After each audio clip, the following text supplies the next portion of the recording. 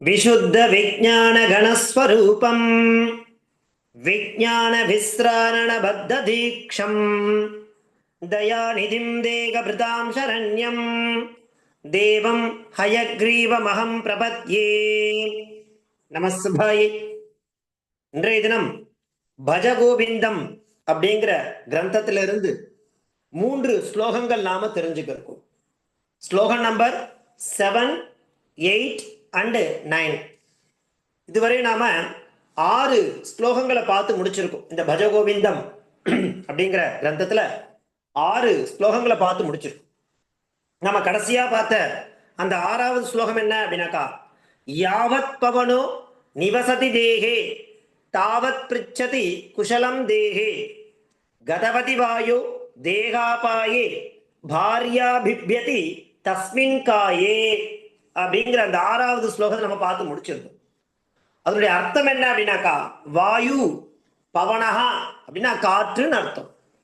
அதான் வாயு இல்லையா. நம்ம உடல்ல இந்த பிராணவாயு அப்படிங்கிறது யாவத்து நிவசதி தேகே, நம் தேகத்துல எதுவரை அந்த பிராணவாயு இருக்குமோ அது இருக்கும் அளவுதான் வீட்டில் உள்ள எல்லாரும் என்ன பண்ணுவா, நம்ம என்ன பண்ணுவா, சௌக்கியமா தாவத் பிருச்சதி குஷலம் தேகே, நம்ம இடத்துல சௌக்கியம் அப்படிங்கிற விஷயத்தை கேட்பா. கதவதி வாயோ தேகாபாயே, அந்த வாயுவானது இந்த பிராணவாயுவானது நம்ம உடல்ல இருந்து நீங்கி விழுந்துட்டுனா அந்த உடல் இருக்கு இல்லையா, அதை பார்த்து பாரியா பிப்யதி, என்ன அர்த்தம், மனைவியே பயப்படுவாள் அப்படிங்கிற மாதிரி அந்த 6வது ஸ்லோகத்தினுடைய தாத்பரியத்தை நமக்கு அழகா காண்பிச்சு கொடுத்திருந்தார். அதை தொடர்ந்து நாம இன்றைய தினம் ஸ்லோகம் நம்பர் 7, அது என்ன ஸ்லோகம், அந்த ஸ்லோகத்தினுடைய அர்த்தம் என்ன, பிரதிபதார்த்தம் என்ன, தாத்பரியம் என்ன அப்படிங்கிறத நாம பார்க்கலாம். பாருங்க, ஸ்லோகம் நம்பர் 7 என்ன ஸ்லோகம் அப்படின்னாக்கா பாருங்க. பாலாஸ்தாவது கிரீடாசக்தः தருணாஸ்தாவது தருணீசக்தः விருத்தாஸ்தாவது சிந்தாசக்தः பரே பிரம்மணி கோபினசக்தः.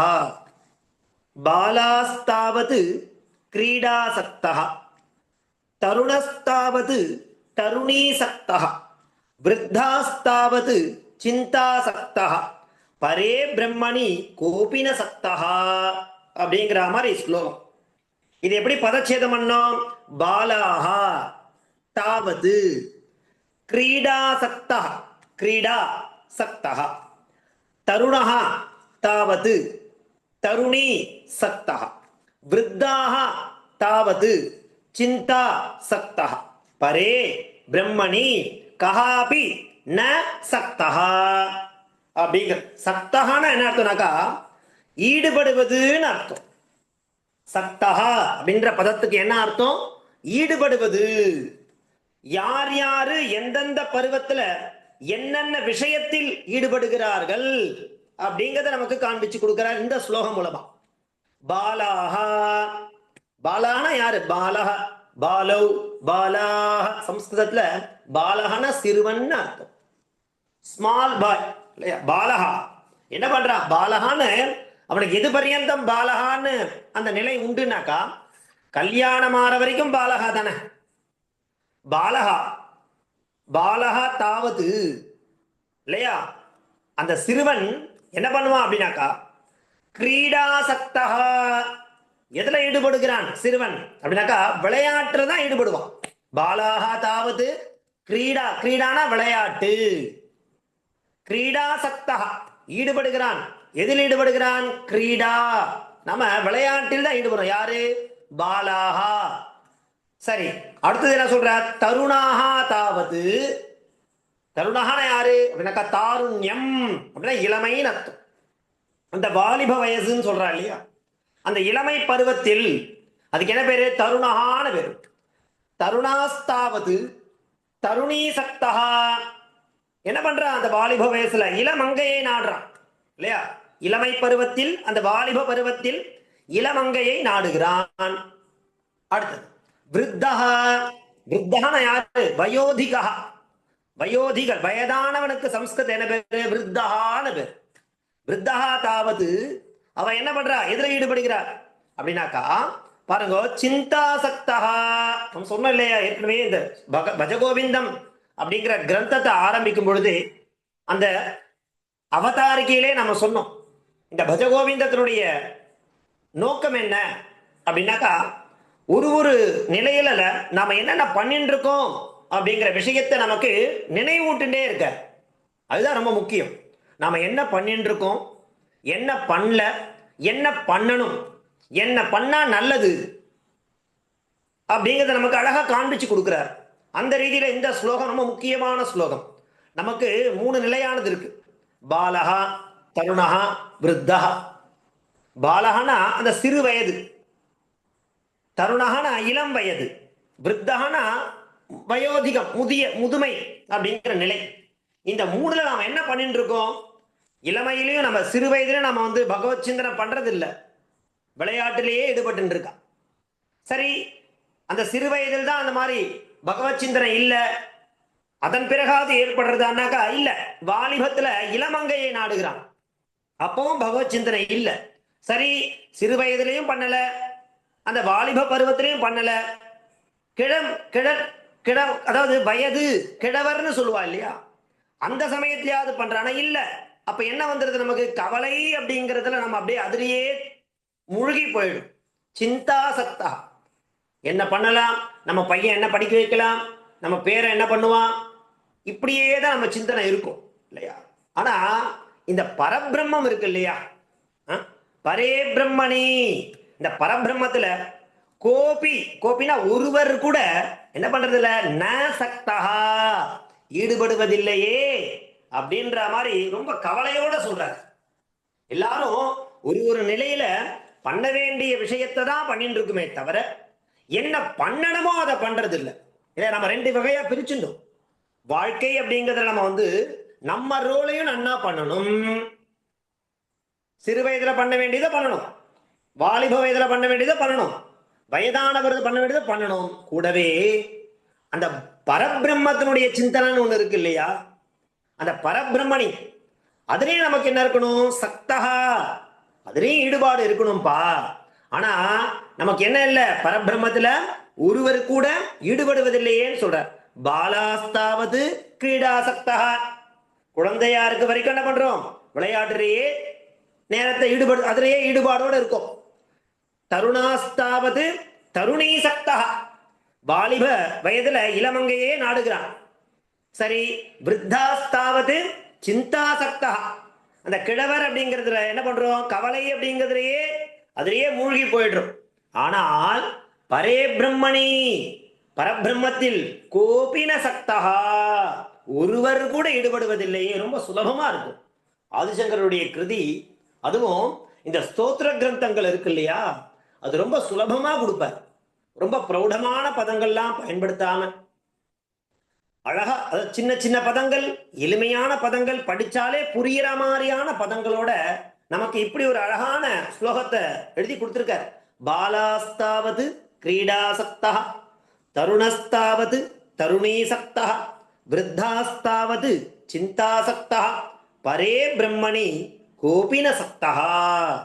அந்த பரபிரம்மத்தில் ஒருவர் கூட ஈடுபடுவதில்லையே அப்படிங்கிற மாதிரி இந்த 7வது ஸ்லோகத்துல நமக்கு அழகா காண்பிச்சு நாம என்னென்ன பண்ணிட்டு இருக்கோம், அந்த பரபிரம்மத்தினுடைய அந்த சிந்தனை அப்படிங்கிறது நமக்கு இல்லையே, அந்த பரபிரம்மத்துல சிந்தனை வேணும் அப்படிங்கிறதாக நமக்கு இந்த 7வது ஸ்லோகம் மூலமா அழகா காண்பிச்சு கொடுக்குற. அதை தொடர்ந்து நம்ம பார்க்க போறது ஸ்லோகம் நம்பர் 8. அது என்ன ஸ்லோகம், அதனுடைய தாத்பரியம் என்ன, பிரதிபதார்த்தம் என்னன்றதை பார்க்கலாம். காதே காந்தா கஸ்தே புத்திரஹ சம்சாரோயம் அதீவ விசித்திரஹ கஸ்யத்வம் கஹ குத ஆயாதஹ தத்வம் சிந்தய யதிதம் பிராந்தஹ. காதே காந்தா கஸ்தே புத்திரஹ சம்சாரோயம் அதீவ விசித்திரஹ கஸ்யத்வம் கஹ குத ஆயாதஹ தத்வம் சிந்தய யதிதம் பிராந்தஹ அப்படிங்கிற மாதிரி இந்த ஸ்லோகம் 8வது ஸ்லோகமானது அமைஞ்சிருக்கு. எப்படி அது? கா தே காந்தா கஹா தே புத்ரஹ சம்சாரஹ அயம் அதீவ விசித்ரஹ கஸ்ய த்வம் கஹா குதஹ ஆயாதஹ தத்வம் சிந்தய யது இதம் பிராந்தஹ இது பதச்சேதः. இந்த மாதிரி பதச்சேதத்தை நம்ம முதல்ல பண்ணிட்டோம்னாக்கா என்னென்ன பதங்களுக்கு என்னென்ன அர்த்தம் என்ன தாற்பயம் அப்படிங்கிறது நமக்கு நல்லா ஸ்பஷ்டமா புரிஞ்சு போயிடும். என்ன சொல்ல வர்றாரு இந்த ஸ்லோகம் மூலமானாக்கா, இப்போ என்ன கேட்கிறா பாருங்க, காதே காந்தா கா தே காந்தா, உனது மனைவி என்பவள் யார் அப்படின்றத கேட்கிறார். காதே காந்தா, காந்தானா மனைவி, உன்னுடைய மனைவி என்பவள் யார் கேட்கிறார். இந்த ஸ்லோகம் மூலமா நம்ம இடத்துல கேட்கிறார், உனது மனைவி என்பவள் யார், காதே காந்தா. இது முதல் கேள்வி. அடுத்த கேள்வி என்ன கேட்கிறார், கஹாதே புத்ரஹா, புத்ரஹான மகன், உனது மகன்தான் யார். முதல்ல என்ன கேட்டார், காதே காந்தா, உனது மனைவி என்பவள் யார். கான யா, கஹாதே புத்ரஹா, ஏன் இங்க கஹா அங்க கானுக்கா, புல்லிங்கத்துல கஹான்னு வரணும், ஸ்திரீலிங்கத்துல கான்னு வரணும், அதனால அப்படி கொடுக்குறார். உனது மனைவி என்பவள் யார், உனது மகன்தான் யார் கேட்கிறார். கேட்டுட்டு சம்சாரஹா அயம், அயம் சம்சாரஹா, இந்த உலகியல் அப்படிங்கிறது இருக்கு இல்லையா, அது எப்படிப்பட்டது தெரியுமா, அதீவ விசித்திரஹா, அதீவனா ரொம்பவும் மிகவும், எப்படிப்பட்டது, விசித்திரஹா விந்தையானது விசித்திரமானது அப்படிங்கிறத சொல்ற. என்ன சொல்றார், காதே காந்தான என்ன அர்த்தம், உனது மனைவி என்பவள் யார், கஹாதே புத்ரஹா, உனது மகன்தான் யார் சொல்லிட்டு, சம்சாரஹா அயம், அயம் சம்சாரஹா, இந்த உலகியல் அப்படிங்கிறது இருக்கு இல்லையா, அது எப்படிப்பட்டது, அதீவ விசித்திரஹா மிக மிக விந்தையானது விசித்திரமானது சொல்லிட்டு என்ன கேட்கிறது அடுத்தது, கஸ்ய துவம் கஹா சொல்லிட்டு குதாயாதா, மறுபடியும் ஒரு ரெண்டு கேள்வி கேட்கிறார்.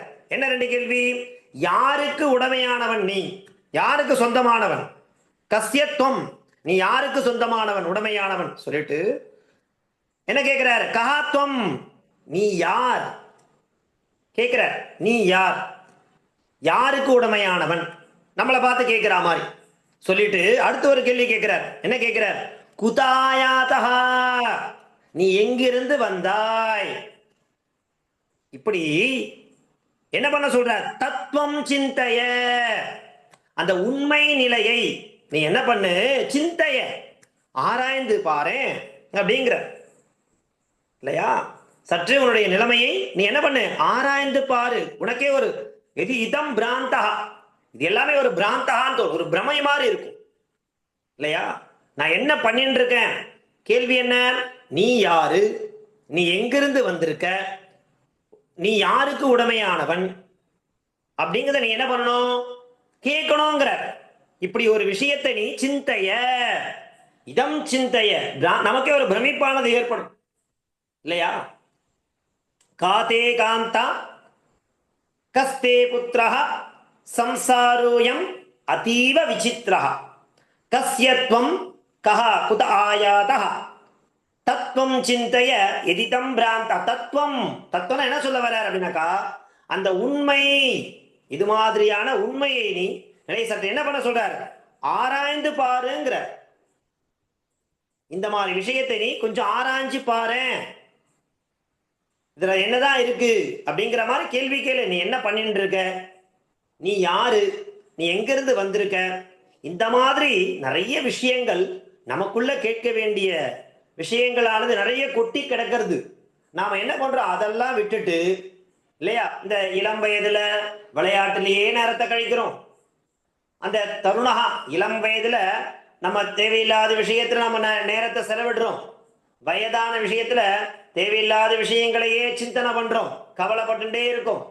அப்படிலாம் படுறதை விட்டுட்டு நீ என்ன பண்ணு, ஒரு க்ஷணம் தத்துவம் என்ன, உண்மை நிலை என்ன அப்படிங்கறது நீ நீ என்ன பண்ண சொல்றார், ஆராய்ந்து பாரேன் அப்படிங்கிற மாதிரி நமக்கு காண்பிச்சு கொடுக்கிறார். காதே காந்தா கஸ்தே புத்ரஹ சம்சாரோயம் அதீவ விசித்ரஹ கஸ்யத்வம் கஹ குத ஆயாதஹ தத்வம் சிந்தய யதிதம் பிராந்தஹ அப்படிங்கிறது இந்த பஜகோவிந்தத்தினுடைய 8வது பாடல், 8வது ஸ்லோகம். அடுத்து நாம பார்க்க போறது 9வது ஸ்லோகம். அது என்ன, அதனுடைய தாத்பரியம் என்ன அப்படிங்கறத பார்க்கலாம். சத்சங்கத்வே நிஸ்ஸங்கத்வம், நிஸ்ஸங்கத்வே நிர்மோகத்வம், நிர்மோகத்வே நிశ్చலதத்வம், நிశ్చலதத்வே ஜீவன் முக்தி. என்ன ஜீவன் முக்தி? அதாவது தன்னிலையை உணர்றது. நிறைய ஜீவன் முக்தால் இருக்கா. இங்கிலீஷ்ல சொல்லும்போது லிபரைசேஷன் சொல்லுவா, எல்லாத்திலிருந்து விடுபடுறதுன்னு சொல்லுவா. நாம என்ன பண்றோம், தன்னிலைய நன்னா உணர்ந்துட்டோம் அப்படின்னாக்கா அவெல்லாம் ஜீவன் முக்தால்னு அர்த்தம். இவ்வளவு மகான்கள்லாம் இருக்கா ஜீவன் முக்தால்னா. நம்ம இந்த திருவண்ணாமலை கஷேத்திரம்னு எடுத்துட்டோம்னாக்கா எவ்வளவு பேர் ஜீவன் முக்தாலா இருந்துட்டு இருக்கா.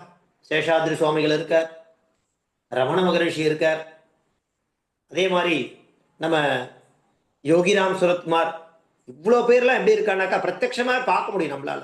அவெல்லாம் ஜீவன் முக்தி, லிபரைசேஷன் சொல்லுவான். வாழ்ந்துட்டு இருக்கும் போதே முக்தி நிலை. அது எப்படி கிடைக்கும் அப்படின்னாக்கா சத்சங்கத்வே நிஸ்ஸங்கத்வம். சரி, அதுக்கப்புறம் என்ன சொல்றார், நிஸ்ஸங்கத்வே நிர்மோகத்வம், நிர்மோகத்வே நிశ్చலதத்வம், நிశ్చலதத்வே ஜீவன் முக்தி அப்படிங்கிறத காண்பிச்சு கொடுக்கிறார். எப்படி பிரிக்கணும், சத்சங்கத்வே நிஸ்ஸங்கத்வம், நிஸ்ஸங்கத்வே நிர்மோகத்வம், நிர்மோகத்வே நிశ్చலதத்வம், நிశ్చலதத்வே ஜீவன் முக்தி. ஓ, இதுல நிறைய சப்தமி 7வது வேற்றுமையை பயன்படுத்திருக்க. சத்சங்கம்னா என்ன, நல்லோருடைய சேர்க்கை. நல்ல நல்ல சத்புருஷாலாம் இருப்பா. நமக்கு எந்தெந்த இந்திரியங்களுக்கு என்னென்ன பண்ணணும்னு ஏற்கனவே சொல்லியிருக்க. வாயால பாடு பகவன் நாமாவ, மனசால துதி பகவன் நாமாவ, காதால கேளு பகவானுடைய நாம சங்கீர்த்தனங்களை. அதே மாதிரி எங்கெல்லாம் பகவன் நாமாப்பட்ட விஷயங்கள்லாம் பேசப்படுறதோ சொல்லப்படுறதோ உச்சாரணம் பண்ணப்படுறதோ அங்கெல்லாம் நம்ம போய் நம்ம அன்வயிக்கணும். இப்படி இந்த ராமாயண கதான்னு சொல்லும் பொழுது பார்த்தேன்னா ஒரு ஸ்லோகம் இருக்கும் ஆஞ்சநேயர், எத்திர எத்திர ரகுநாத கீர்த்தனம் தத்ர தத்ர கிருதமஸ்த காஞ்சலிம் சொல்லுவா. எங்கெங்கெல்லாம் இந்த ராமநாமா, ஏன்னா ஆஞ்சநேயர் எப்படிப்பட்டவர்னா சிரஞ்சீவின்னு சொல்லுவா. அவர் எங்கெல்லாம் இந்த ராமநாமா அப்படிங்கிற சப்தமானது உச்சாரணம் பண்ணப்படுறதோ அங்க உடனடியா ஆஞ்சநேயர் அங்க இருப்பாராம். அந்த மாதிரி எங்கெங்கெல்லாம் சத்சங்கங்கள் நடக்கிறதோ அந்தந்த இடங்கள்லாம் நாம அன்வயிக்கணும், எப்படியாச்சும் அன்வயிக்கணும். அதுதான் சொல்லி கொடுக்கிற சத்சங்கத்வே நிஸ்ஸங்கத்வம். நல்லோருடைய இணக்கம் அது இருந்துச்சுன்னா இந்த உலக விஷயங்கள்ல என்ன இருக்காதுனாக்கா அப்படின்னாக்கா இந்த நிர்மோகத்துவம் அப்படிங்கிறது ஏற்பட்டுரும். சத்சங்கத்வே நிஸ்ஸங்கத்வம், இந்த நல்லோருடைய இணக்கம் இருந்ததுன்னா நல்ல விஷயங்கள்ல என்ன ஏற்படும் அப்படின்றார். அதாவது நல்ல விஷயம்னாக்கா சத் விஷயத்துல பற்று ஏற்பட்டு உலக விஷயங்கள்ல பற்று இருக்காதுன்னு சொல்ல வர. அப்படி இருந்தா நிச்சங்கத்வே நிர்மோகத்துவம், அவ்வாறு இருந்தால் மோகம் கூட இருக்காதுங்கிறார். மோகம்னா என்ன அர்த்தம்னாக்கா தேவையில்லாத விஷயங்கள்ல ஈடுபடுறது, தேவையில்லாத விஷயங்களை ஈடுபடுறதான் தவிர்க்கணுங்கிற. அது எப்படி சுவாமி தவிர்க்க முடியும்? அப்போ சத்சங்கத்தே நிச்சங்கத்துவம் இருந்தா தவிர்க்க முடியும். அப்படி நிச்சங்கத்துவம் ஏற்பட்டிருந்தா என்ன ஆகும்? நிர்மோகத்துவம். அப்படி இருந்தாதான் அந்த மோகமும் இருக்காது. அப்ப என்ன ஆகும்? நிர்மோகத்வே நிశ్చலதத்துவம். அந்த நிர்மோகத்துவம், அந்த மோகம் இல்லாதபடி இருந்ததுன்னா என்ன நடக்கும்? நிశ్చலதத்துவம், அதாவது உறுதியான தத்துவம் அப்படிங்கிறது உயரும். போன ஸ்லோகத்தை என்ன சொன்னார்? தத்துவம்னா என்னன்றத பாருங்கிறார். அந்த தத்துவங்கிறத எப்படி சுவாமி நான் பார்க்கறது? அதற்கு என்ன வழி? அவரே வழியை காண்பிச்சு கொடுக்கிறார். ஒரு விஷயத்தையும் சொல்லும் பொழுதும் அதை சொல்லிட்டு அதற்கு நமக்கு உபாயமும் சொல்றார். இந்தந்த உபாயம் இதை நீ ஃபாலோ பண்ணா உனக்கு அது கிடைக்கும் அப்படிங்கிறார். எது கிடைக்கும்? ஜீவன் முக்தி கிடைக்கும். அது எப்படி உடனே சுலபமா கிடைச்சிருமா? பெரிய பெரிய மகான்கள்லாம் எப்படி தவம் இருக்கா, அவளுக்கு கிடைக்கக்கூடிய விஷயம் எப்படி கிடைக்குனாக்கா அதுக்கு மார்க்கத்தையும் காண்பிச்சு கொடுக்கிறார். என்ன பண்ண சொல்ற? சத் சங்கத்வே நிசங்கத்வம். எங்கெங்கெல்லாம் சத் சங்க நல்லோருடைய இணக்கம் இருக்கோ அப்படி இருந்ததுன்னா என்ன நடக்கும்? இந்த உலக விஷயங்கள்ல பற்று இருக்காது. சரி, அப்படி பற்று இருந்தால் என்ன நடக்கும் அப்படின்னாக்கா மோகமும் இருக்காது. சரி சுவாமி, அப்படி இருந்தா மோகமும் இல்லைன்னா என்ன இருக்கும்? உறுதியான தத்துவம் அப்படிங்கிறது மேலோங்கும். நிச்சல தத்துவம், அச்சலா அப்படியே அசையாத நிலை, அப்படி ஒரு கான்பிடென்ட் அது ஏற்படும்ங்கிற அந்த தத்துவம் அப்படிங்கிறது மேலோங்கும். கான்பிடென்டா மேலும், அப்படி கான்பிடென்டா உறுதியான இல்லையா, உறுதியான கட்டுப்பாடு இருந்ததுன்னா நிச்சல தத்வே என்ன நடக்கும்? ஜீவன் முக்தி. ஜீவன் முக்தி நான் என்ன சொல்ற பாரு, அதாவது வாழும் போதே சொர்க்கம், வாழும் போதே முக்தி, வாழும் போதே மோட்சம் இப்படி கிடைக்கும். பகவன் நாமாவுடைய சிந்தனை எப்பவுமே நமக்கு இருக்கணும். நமக்கு லோகத்துல ஒரு பிறவி எடுத்திருக்கோம் இல்லையா, அந்த பிறவிக்குண்டான விஷயங்களை பண்ணிட்டு இருக்கோமோ இல்லையோ, அதுல எந்தவித காம்ப்ரமைஸும் நம்ம ஆறுது இல்லையோ இல்லையோ, அந்தந்த சமயத்துல பண்ண வேண்டிய விஷயத்த வித்தவுட் காம்ப்ரமைஸ் எல்லாத்தையும் என்ன பண்றோம், அதை நம்ம பூர்த்தி பண்ணிட்டு இருக்கோமோ இல்லையோ. அதுவும் கூடவே அதை விட முக்கியமான ஒரு தத்துவம் இருக்குப்பா. அது என்னது? பகவன் நாமாவை சிந்தனை பண்றது, பரபிரம்மத்தை பத்தி நினைக்கிறது. அது எப்படி ஏற்படும் அப்படின்னா அதுக்கு உபாயம் சொல்ற. சத் சங்கத்வே நிசங்கத்வம், நிசங்கத்வே நிர்மோகத்வம், நிர்மோகத்வே நிச்சலதத்வம், நிச்சலதத்வே ஜீவன் முக்தி. நல்லோருடைய இணக்கம் இருந்தால் உலக விஷயங்கள்ல பற்று இருக்காது. அப்படி பற்று இருந்தால் மோகமும் இருக்காது. மோகம் இல்லைன்னா உறுதியான தத்துவம் என்ன ஆகும்? மேலோங்கும். அப்படி உறுதியான கட்டுப்பாடு இருந்தால் என்ன கிடைக்கும்? ஜீவன் முக்தி கிடைக்கும்பா. சுலபமா எடுத்துன்னு போயிடலாமே அப்படிங்கிற. அப்போ நல்லோருடைய சேர்க்கை, நல்லோர் கூடக்கூடிய இடங்கள்ல நாம சேர்றது, சதா சர்வகாலம் சத் சங்கத்துல ஈடுபடுறது, எப்படி நம்மளுடைய விஷயத்தை நம்ம பண்ணிட்டே இருக்கோம்னா அந்த ஜீவன் முக்தின்னு சொல்லக்கூடிய விஷயமானது நமக்கு கிடைக்கும் அப்படிங்கிறதாக இந்த 9வது ஸ்லோகமா நமக்கு காண்பிச்சு கொடுக்குற.